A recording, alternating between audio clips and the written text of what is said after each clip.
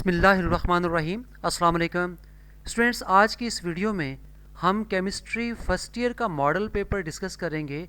आज हम model paper के मल्टीपल चॉइस क्वेश्चंस डिस्कस करेंगे। आप लोगों ने भरपूर तवज्जो से समझना है, कॉन्सेप्ट्स को गेन करना है ताकि ये एमसीक्यूज़ आपको अच्छी तरह समझ आ जाएं और इसी तरह के एमसीक्यूज़ आपके बोर्ड के एग्ज़ाम्स में पूछे जाएंगे। अगर आप लोगों ने इन एमसीक्यूज़ को ठीक से समझ लिया तो बोर्ड के पेपर में आने वाले जो भी एमसीक्यूज़ हैं बहुत आसानी से आप सॉल्व कर सकेंगे।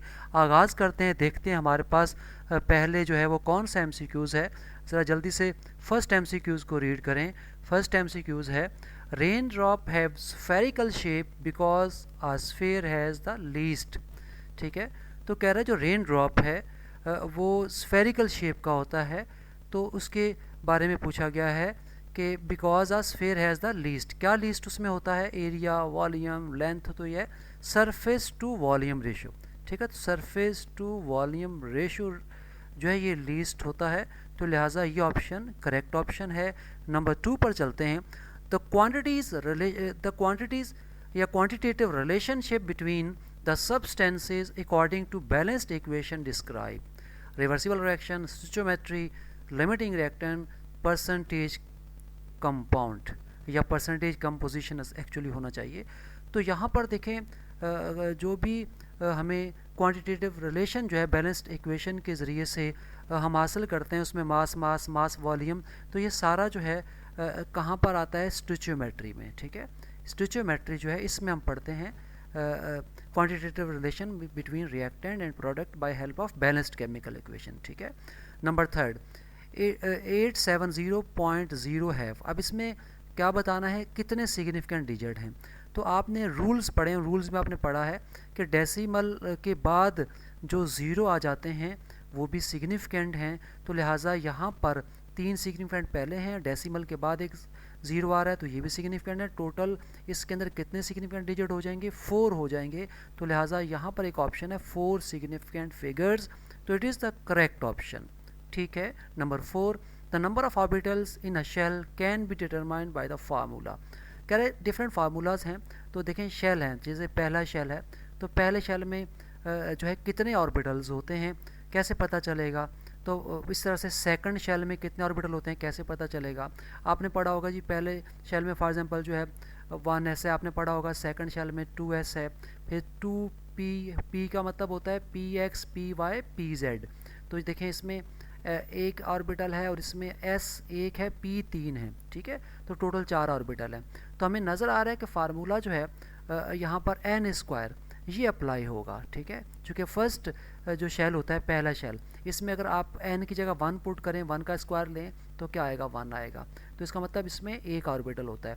इस तरह से सेकंड शेल जो है इसमें 2 का स्क्वायर ले लें, जब 2 का स्क्वायर लेंगे तो क्या आएगा? 4 आएगा, तो इसमें 4 ऑर्बिटल, तो इसका मतलब इसमें एक s है, फिर p 3 है, तो टोटल कितने ऑर्बिटल बन जाते हैं? 4, s px py pz। तो लिहाजा ये फार्मूला हमें नज़र आ रहा है करेक्ट फार्मूला है। ठीक है, उसके बाद एक फार्मूला यहाँ 2n² भी है, लेकिन ये ऑर्बिटल नहीं है, इलेक्ट्रॉन की तादाद के लिए होता है। ठीक है, तो सही फार्मूला ये है।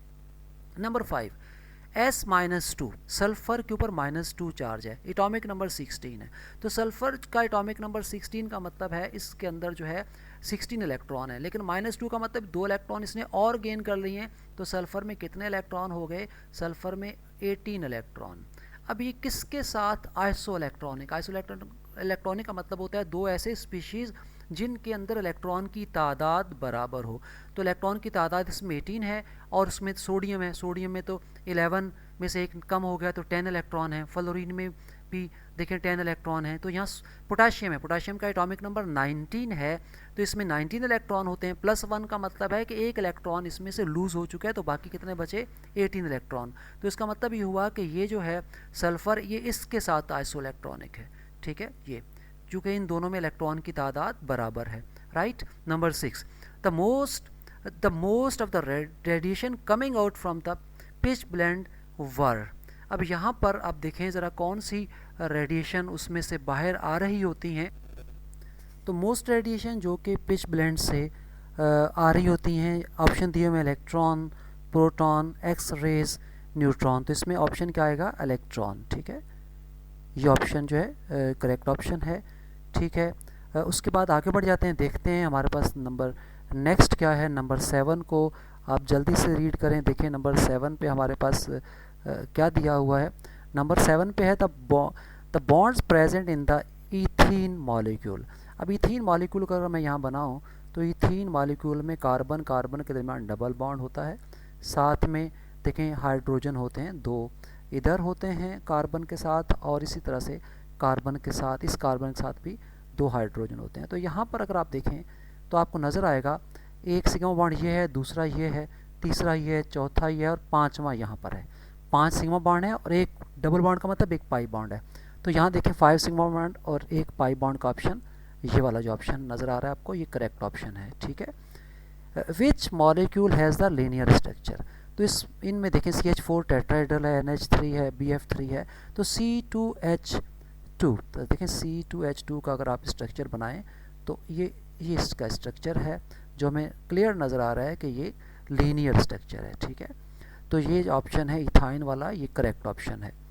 Number 9, ice floats on top of water because it's densities. तो ये बहुत सिंपल है। आइस जो है वो वाटर पर क्यों फ्लोट करती है, क्योंकि इसकी जो डेंसिटी होती है वो वाटर से कम होती है। ठीक है, lesser than density of water, water से कम डेंसिटी, इसलिए फ्लोट करती है। उसके बाद number 10, heat absorb by system when it's volume does not change is equal to.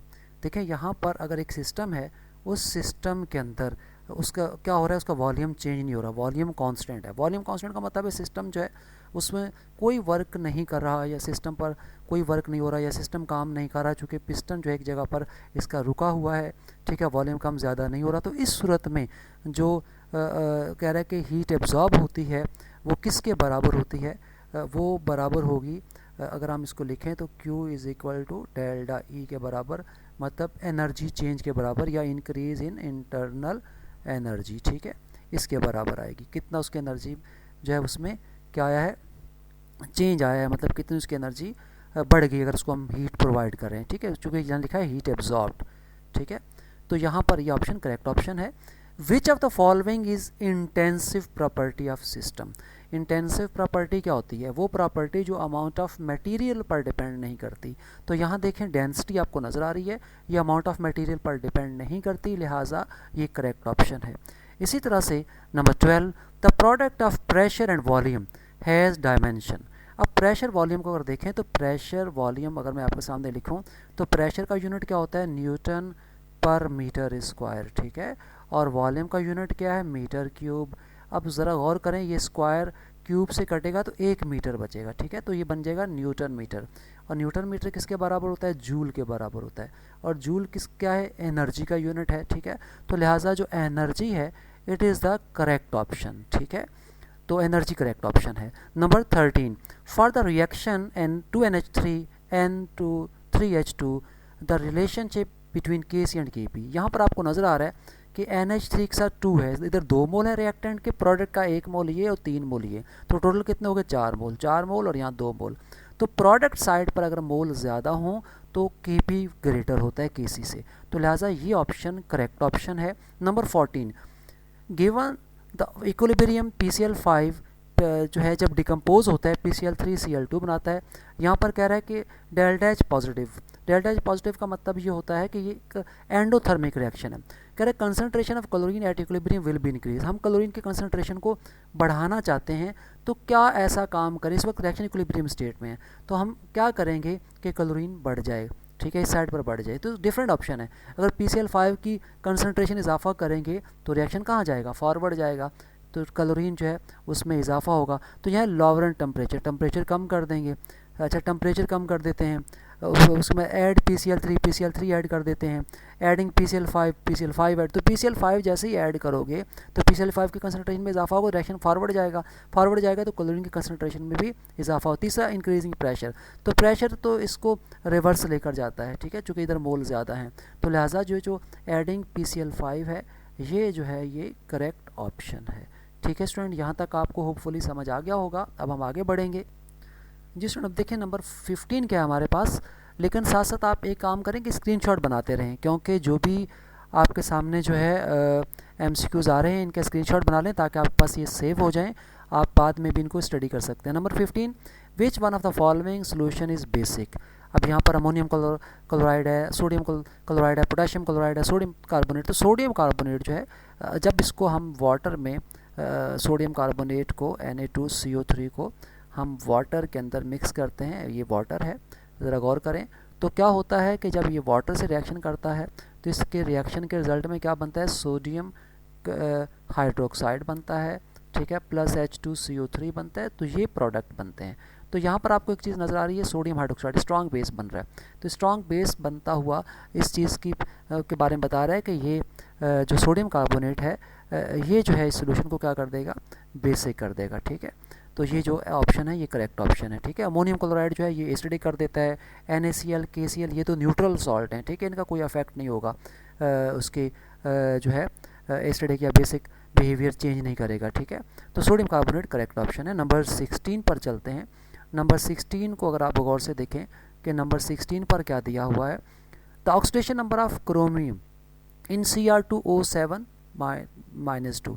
कह रहे इसके अंदर क्रोमियम ऑक्सीडेशन नंबर बताना है, तो कैसे बताएंगे, देखें ये है Cr2O7 इज़ इक्वल टू क्या है जी, इज़ इक्वल टू -2। आपको ये बात पता है कि ऑक्सीजन पर -2 चार्ज होता है, तो -2 को 7 से मल्टीप्लाई करें तो क्या आएगा, -14। -14 को इस साइड पर लेकर आएंगे तो +14 बन जाएगा, ठीक है। और +14 में से 2 माइनस कर दें तो +12, +12 ये 2 है, यानी 2Cr है, तो यहाँ पर ये 2 इधर आकर क्या हो जाएगा, डिवाइड, तो +12 डिवाइड बाई 2 तो क्या आ जाएगा, +6 आंसर आएगा, ठीक है। तो लिहाजा जो 6 है +6 है ये करेक्ट ऑप्शन है, ठीक है, ये जो है। उसके बाद number 17, the properties of solution which depend upon the number of particles of solute are called colligative properties. जो कॉलिगेटिव प्रॉपर्टीज़ होती हैं ये डिपेंड करती हैं, किस पर डिपेंड करती हैं, नंबर ऑफ सोल्यूट पार्टिकल्स पर, ठीक है। Lowering in boiling point and जो है मतलब लॉवरिंग इन वेपर प्रेशर, उसके बाद जो है एलिवेशन इन बॉइलिंग पॉइंट, ठीक है। तो ये जो है प्रॉपर्टीज़ इनको कॉलिगेटिव प्रॉपर्टीज़ कहते हैं, और ये डिपेंड करती हैं कितने पार्टिकल्स हैं, सोल्यूट के नंबर ऑफ पार्टिकल्स पर डिपेंड करती हैं, ठीक है। उसके बाद number 18, if the rate of reaction is independent of the concentration of the reactant the reaction is zero order. अगर रिएक्शन जो है उसका जो रेट है, उसकी जो स्पीड है, वो कंसनट्रेशन, रिएक्टेंट की कंसनट्रेशन चेंज करने से चेंज नहीं हो रही, मिसाल के तौर पर ये रिएक्शन है, ठीक है ना, इसमें रिएक्टेंट की कंसनट्रेशन चेंज करेंगे लेकिन रिएक्शन जो है उसकी रेट में कोई फ़र्क नहीं पड़ेगा, तो ये ज़ीरो ऑर्डर कहलाएगा, ठीक है। Number 19, a catalyst is a substance which increase the rate of reaction of chemical reaction because. जो कैटलिस्ट हम किसी भी रिएक्शन में यूज़ करते हैं वो क्या करता है, उसका काम क्या होता है, वो जो एक्टिवेशन एनर्जी है उसको कम कर रहा होता है, ठीक है। तो यहाँ ऑप्शन देखते हैं, लॉवर ये आया, इट लॉवर्स द एक्टिवेशन एनर्जी। ये जो रिएक्टेंट जो रिएक्शन होता है उनकी एक्टिवेशन एनर्जी कम कर देते हैं, जिसकी वजह से रेट ऑफ रिएक्शन बढ़ जाता है, ठीक है, ये करेक्ट ऑप्शन है। Number 20, the branch of chemistry which deals with the study of reaction rate is known as chemical kinetics. इसके अंदर हम rate of reaction, mechanism of reaction उसको डिस्कस करते हैं, ठीक है। उसके बाद number 21, the penetration power of beta particle in air as compared to alpha particles 100 times greater होती है, ठीक है, 100 टाइम्स। उसके बाद और आगे बढ़ जाते हैं, नंबर नेक्स्ट जो है अ गैस एट 0 केल्विन, ठीक है। जब 0 केल्विन गैस हम कहते हैं तो उस वक्त हम इसको कहते हैं, उसका थ्योरेटिकली वॉल्यूम क्या हो जाता है, 0 हो जाता है, ठीक है। उसके मालिक्यूल की सारे जो मालिक्यूल हैं वो उनकी मोशन सीज हो जाती हैं, और उसके बारे में हम कहते हैं थ्योरेटिकली क्या होता है, उसका वॉल्यूम जो है 0 केल्विन पर 0 हो जाता है, ठीक है, ये ऑप्शन करेक्ट ऑप्शन है। Number 23, the molecular formula of vitamin is C6H8O6। अब देखें 6 है, 8 है और 6 है। अगर आप इसका एम्पिरिकल फार्मूला निकालेंगे तो ये आएगा 3 और ये क्या आ जाएगा 4 और ये भी 3 आ जाएगा, 2 3 6 2 4 2 तो 3 4 3।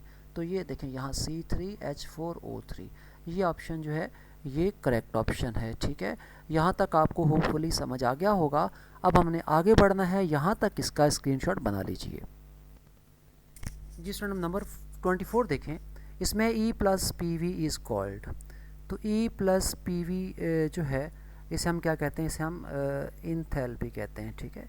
इंथैल्पी को हम H से लिखते हैं, H इज़ इक्वल होता है E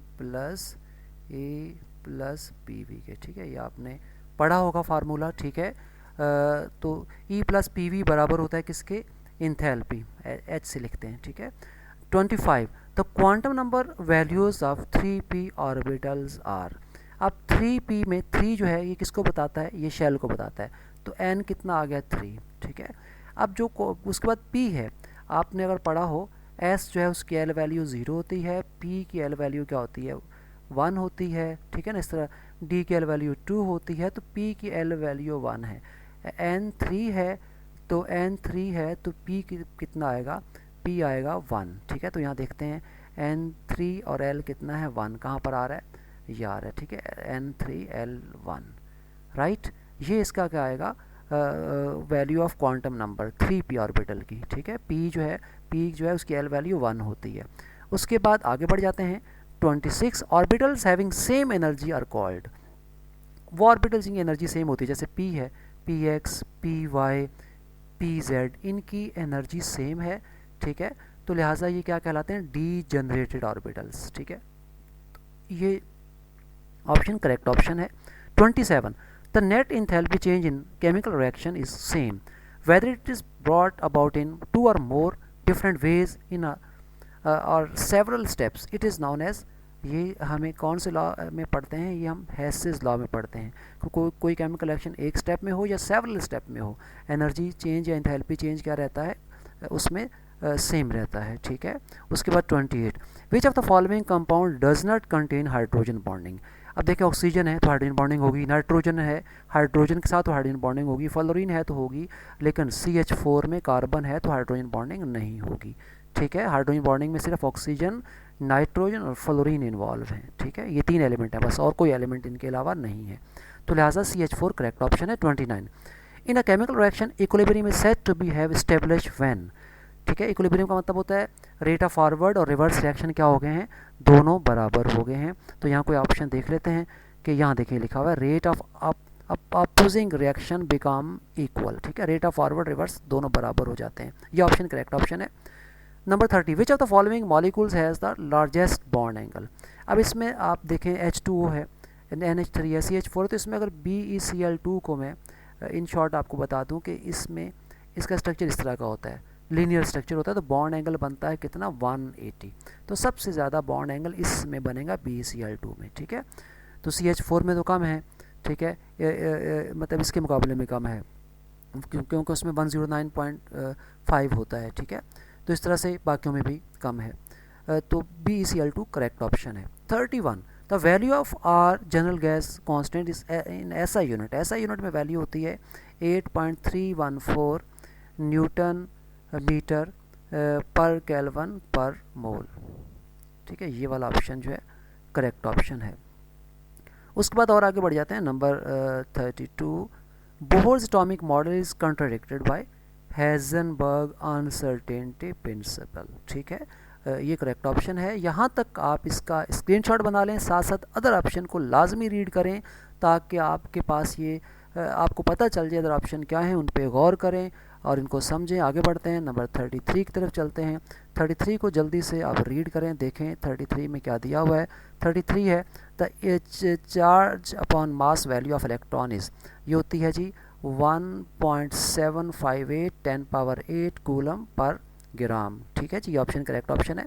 34 the reaction which involve both oxidation and reduction reaction is called, तो ये रिडॉक्स होता है जिसमें ऑक्सीडेशन रिडक्शन दोनों हो रहे हों, ठीक है, ये करेक्ट ऑप्शन है। 35 द रेट ऑफ रिएक्शन क्या होता है, increase as the reaction proceed नहीं, रिमेन सेम नहीं, decrease the as the reaction, बिल्कुल रेट ऑफ रिएक्शन कम होता है। क्यों कम होता है, चूँकि जब रिएक्शन होता है तो रिएक्टेंट जो रिएक्शन कर रहे होते हैं, ठीक है, उनकी आहिस्ता आहिस्ता कंसंट्रेशन कम होती है।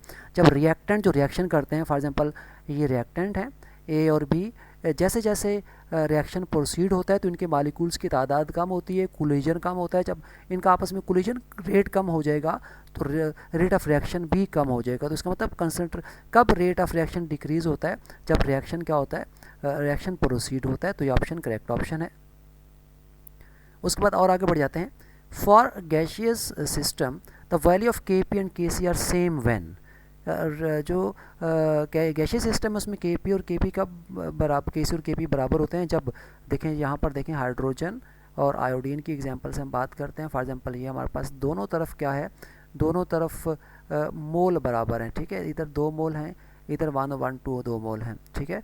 और mole number of moles of product and reactant ये दोनों बराबर, जब ये दोनों बराबर होते हैं, ठीक है, तो उस वक्त Kc और Kp बराबर होते हैं। 37 हीट एब्जॉर्ब्ड और release during chemical reaction at constant pressure, जब प्रेशर कांस्टेंट होता है तो उस वक्त उसको हम क्या कहते हैं, इंथैल्पी चेंज डेल्टा एच, ठीक है, ये डेल्टा एच के बराबर आएगा कांस्टेंट प्रेशर पर। उसके बाद 38 which of the following molecule has 2 pi bond, CH4 में तो कोई पाई बॉन्ड नहीं है, C2H4 में एक पाई बॉन्ड नाइट्रोजन को अगर आप देखें, नाइट्रोजन का स्ट्रक्चर बनाएं तो इसमें आपको नज़र आता है कि इसमें एक सिग्मा बॉन्ड है, 2 पाई बॉन्ड है, तो ये करेक्ट ऑप्शन है। 39 number of electrons in an atom can have a same set of 4 quantum number is called, तो कह रहा है कि no 2 electrons in an atom can have same atomic number, तो ये हमने पढ़ा है किसमें, पॉलीज एक्सक्लूजन प्रिंसिपल में, तो it is the correct option. उसके बाद नंबर 40 अल्फा रेज आर, ये क्या होते हैं, अल्फा रेज क्या होते हैं, बेसिकली हीलियम न्यूक्लियाई होते हैं, राइट। उसके बाद number 41 the surface tension of liquid is independent, किस पर डिपेंड नहीं करता, temperature, intermolecular forces, nature of liquid, amount of liquid पर डिपेंड नहीं करता, ठीक है, तो ये करेक्ट ऑप्शन है। उसके बाद देखें सरफेस टेंशन टेम्परेचर बढ़ाने से कम हो जाता है, इंटरमॉलिक्यूलर फोर्सेस ज़्यादा होने से ज़्यादा हो जाता है, नेचर ऑफ लिक्विड पर भी डिपेंड करता है, हाई बॉइलिंग, लो बॉइलिंग, ठीक है, या पोलर नॉन पोलर, तो अमाउंट ऑफ लिक्विड कम ज़्यादा होने से कोई फ़र्क नहीं पड़ता। ये ऑप्शन करेक्ट ऑप्शन है। यहाँ तक स्क्रीनशॉट बना लें ताकि आपके पास ये सेव हो जाएँ, अच्छी तरह से इनको समझ लें। इसी तरह के MCQs आपसे बोर्ड के एग्ज़ाम में पूछे जाएंगे। नंबर 42 पर चलते हैं। नंबर 42 में देखें क्या लिखा हुआ है, जल्दी से इसको आप रीड कीजिए।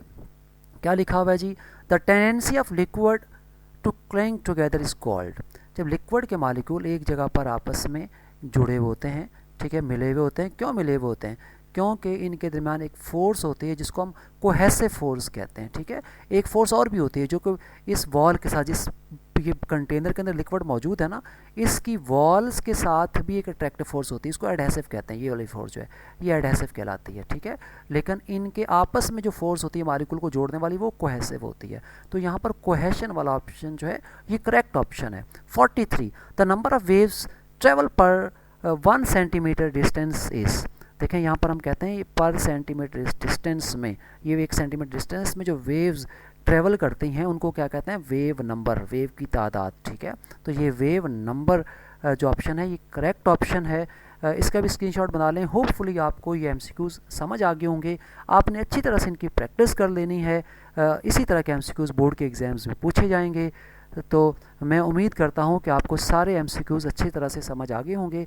अगर आपको ये वीडियो अच्छी लगी है तो आप इसको लाइक करें और अपने दूसरे दोस्तों के साथ शेयर करें ताकि उनको भी फ़ायदा हो सके। थैंक यू, अल्लाह हाफ़िज़।